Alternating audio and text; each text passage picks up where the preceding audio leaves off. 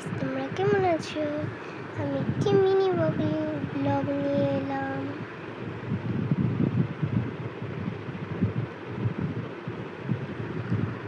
তো এই দেখো, এদিক দিয়ে কত সুন্দর জানলার বাইরে দিয়ে দেখা যায়। আমাদের গ্রিল আছে দেখে এরকম দেখা যায়। তো আজকে তোমাদের একটি গল্প বলবো। এক দেশে ছিল এক রাজা। সে তার দুইটি কন্যা সন্তান জন্ম দেন, কিন্তু একটিকে সে ফেলে চলে যান আর একটিকে সে কাছে রাখেন। কিন্তু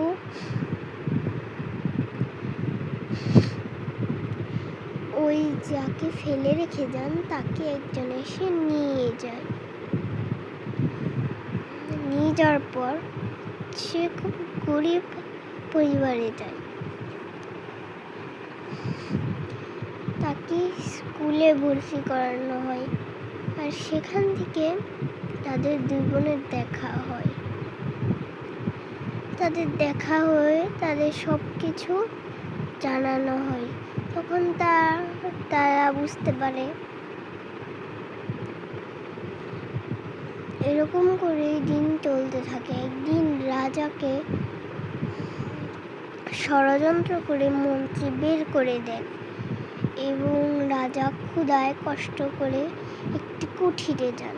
সেই কুঠিরেই থাকতো তার মেয়ে। সেই কুঠিরে গিয়েছিল।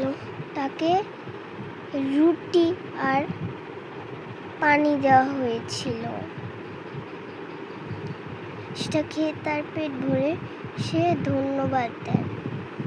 কিন্তু যখন সে বুঝতে পারে তখন সে কান্নায় ভেঙে পড়ে এবং তার মেয়ের কাছে ক্ষমা চায়।